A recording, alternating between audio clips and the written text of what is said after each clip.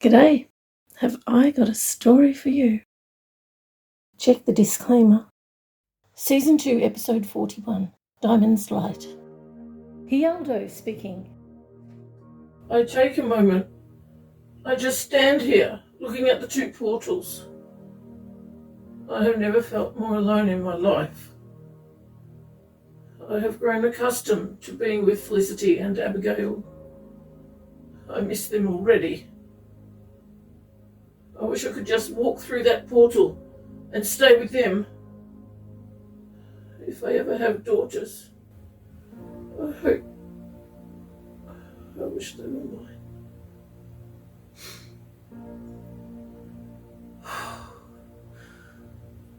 I take a deep breath and press level 18, and as the elevator moves, the portals are gone. No chance of stepping through now. I try to keep my mind on what I need to do. Level 18, 13 people. I step out on level 18. The doors are open, just a bit wider than last time. Thank you, tiny girl. I watch the numbers on the doors of the room as I walk. I go straight to room 37. The men are all standing here ready. I quickly count them. I don't want to leave anyone behind. 13. Good. One looks skinnier and older than the rest. Why would they make one older? There's not many people left on this level. We go directly to the elevator and no one questions us. Actually, as soon as they see me, they turn and go the other way. I suppose this uniform is useful for something. I notice that the older man stays in the middle of these men. I think he is trying to hide. I doubt they would notice him being any different in this light. I direct all the men into the elevator. The portal is already at the back. I just noticed some of these men, well, they have no trousers on. I'm glad they're wearing those long lab coats. So that's why they're buttoned up. The older man comes over to me. He shakes my hand and says, "Thank you so much." And now they're gone. Alone again. I press level 22 and the portal dissipates into nothingness. I will never get tired of seeing that. The elevator opens, well, partially, and 4 people get in. Braden speaking. Oh, what happened? I can't see anything. I reach up to rub my eyes and my hands hit. What is this? I pull it off my face. It's glasses, I think, but they're unusual, like Dad's binoculars. It's kind of dark here. Where am I? Why am I sitting in a row of chairs in this weird room? Is this a room? I can barely see. What are those red lights? My sister is sitting beside me, holding the same weird-looking glasses as me. I hear someone behind me call out, "Mum? Dad?" I turn to see other boys my age and girls my sister's age. We all get ourselves out of those chairs and help our sisters. I look at the others. They're like me and my sister, not exactly the same, but the boys all have the same colour hair as me. And the girls all have the same colour hair as each other. Where are my shoes? Dad will be cross if I've lost them. Mum too. All the other children also have no shoes. I go to the door and it opens by itself. I think to myself, Go to the room opposite and get your mum. I mean, my mum. I walk across the hall holding my sister's hand, and the door opens by itself when I get there. How does that happen? The other children all came too. I walk in and see Mum. Oh, lots of mums. Why do they all look the same? Maybe they're not the same, but almost. A bit like us. we all take things off them. Why are their arms in these metal things? They all have bare feet like us. Oh, they are the same, exactly the same. Is one of them my mum? Why haven't they woken up? I count them. There are 9 of them. My sister pulls my hand and goes to the 8th one and holds her hands. Many other children copy her. Why are these children doing what we do? We all try to wake them, the mums, but they won't wake up. I tell myself, say Diamond's Light out loud to your mum. Oh, I mean my mum. I stand back and loudly say, Diamond's Light. All the mums wake up, all of them at once. How did I know to say that? They are all startled, like we were when we woke up, except one, the 9th one, who now looks like she's asleep with her eyes open. That's weird. My mum stands up, but looks a bit wobbly. The girl next to me is still trying to wake up the 9th mum. I think to myself, She'll be all right. will she? How do I know that? I tell the girl, she'll be all right. We won't leave without her. We won't? Leave to go where? Oh, I remember this. I remember telling myself that this would happen. I'm still not sure where we are, but I do know what to do. I tell 4 of them, 4 boys, to take their mums and sisters to an elevator at the other side of the whatever this is. And the elevator will open when they get there. I tell them how to get there. It's easy. 2 turns, then all the way down a long hall. They have to take their mums and sisters into the swirling circle at the back, and there will be kind people waiting to help them. They don't even ask me anything. They just go. I'm glad. I know that 4 groups walking together won't be questioned. They usually send us all in 4 groups. How do I know? I must be remembering. I turn to see the 9th mum awake and standing up. So I do the same thing as I did before. I explain to the 4 boys left what they need to do. They don't have as far to go to reach the other elevators, but they will be walking past 5 laboratories, probably full of scientists. They'll be all right in a group of 4. They don't ask me anything either. They go straight away. I didn't expect that. It's good that I have remembered all this. Now I need to take my mum and sister to the stairs. We walk past rooms next to the room I woke up in. Each room has children in them, but they all appear to be sleeping. They will wake up with code words, like your mum. I mean, my mum and other mums. I look across at the rooms opposite. Women. Each room has identical women. Are they their mums? We go to the door that leads to the stairs. We're on level 21. We need to go down 1 level and wait for Dad. We start walking down, but Mum is still a bit wobbly. I ask her and my sister to sit on the steps, and we'll just take a few at a time and rest in between. There's plenty of time. Dad will take a while to get here, and our elevator isn't ready yet. While I sit, I think about those rooms we went past again.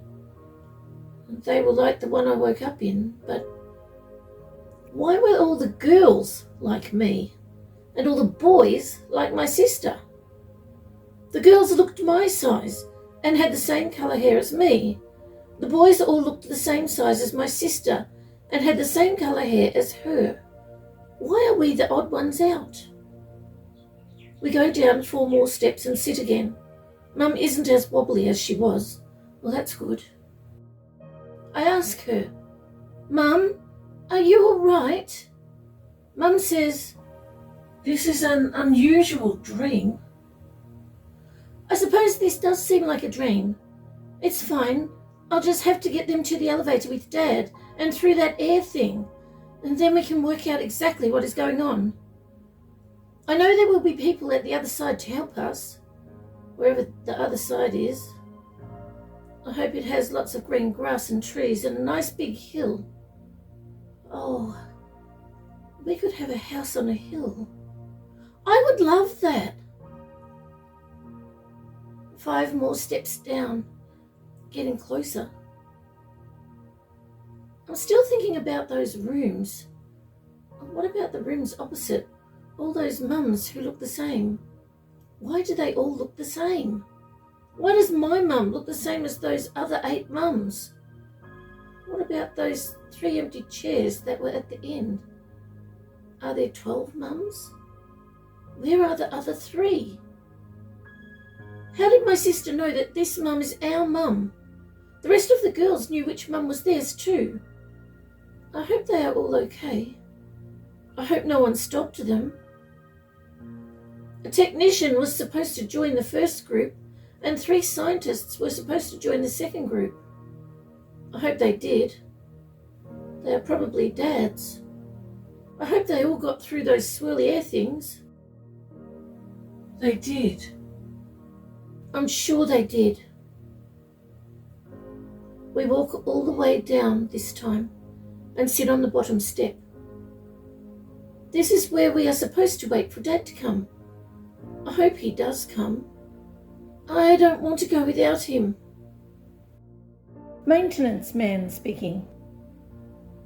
I watched the other men walk out of the room. Scientists, they're all the same. Do they really think that the giant boy rumour is true? Besides, I wouldn't use that old lift thing to get to the surface. I know how it works. It's not safe. I can still hear them. Maintenance staff. They're all the same. Everything is not safe. Don't do this, don't do that. Who do they think we are? We can do whatever we want. We're scientists. They're nothing. Well, I've got to get to the room myself now. At least I won't have to wait for them to get out of my way to finish. I suppose I could leave this job unfinished. I don't expect to ever see this place again. That is if the tea lady's arrangements, her rescue plan, isn't just a figment of her imagination. I have got time to spare, so I'll finish the job. And maybe she'll go past as usual and I can get a cuppa. And maybe a bicky or a scone before I leave. If I do leave. If my family really are waiting for me. I don't know. Could they really escape the mind control rooms by themselves? If their minds are controlled, how are they going to do that? 1 minute. I've got 1 minute, then I can go. No tea lady today, no bicky, no scone, no cuppa. I didn't really expect her to come with all this emergency lighting and other weird stuff happening. I suppose they've got some shops wherever they're going. I'm hungry. That's it. It's time. I walk quickly out the door. Hang on. I was supposed to take my maintenance bag and stuff so no one will ask me any questions in the hall. I grab them and walk at my usual walking speed. I think. I hope I'm not walking fast. I don't want to get there too early. Being seen standing in the hallway with my family, how would I explain that? This all seems too good to be true, but just in case it is, I've got to do it. Walking past the elevator that I've got to come back to, it's closed. The doors are closed and we're on emergency power. How is it going to get here to this level? How will the doors open? What about that portal thing? Now, scientists believe that there's a giant boy, and I believe in a portal. Well, I'm trying to. Maybe we're not as different as I thought. I'm here. I slowly open the door. Will they be here? Brayden, you did it. You got them here. I hug him and then hug my little daughter. I help my missus up and hug her too. I love them all so much. Well, I'm getting a bit soppy, but I'm so glad to see him here. I leave my maintenance gear in the stairwell and walk back to the elevator with Braden leading the way. I'm holding the missus' hand and carrying my little girl. How did Braden get him to the stairwell? My missus is walking so slow. Finally, we get here. Struth! The door's opened immediately, about halfway, as though the elevator has been stuck at this level all along. Braden walks in first, and I make sure the missus and my little girl get in before me. The door's closed. How'd they do that? Oh, I take a deep breath. Safe at last. Who is Braden grinning at? I turn around. Blimey! There's a big bloke in here. I didn't expect that. The tea lady could have warned me. Maybe she didn't know. Maybe he's supposed to be here. Maybe we're all done for. Oh no, is he a guild guard? Why is he smiling? Struth, they never smile. Hialdo speaking. The doors close and the boy comes to shake my hand. Doesn't he know that guild personnel are not to be touched? Hello, He says. it's nice to meet you. My name is Braden. I smile and shake his hand. I am very pleased to meet you, Braden. His father looks like he has seen a ghost or something. And there's the portal. The man gets his family into the portal so fast, I don't think he had any time to even think about it. And now they're gone. I press level 51 and watch the portal dissipate. This is so cool when it dissipates. I knew those 4 people would be waiting. A maintenance man, a copy woman, a boy about 8 years old, and a girl about 5. Although I thought the list was wrong.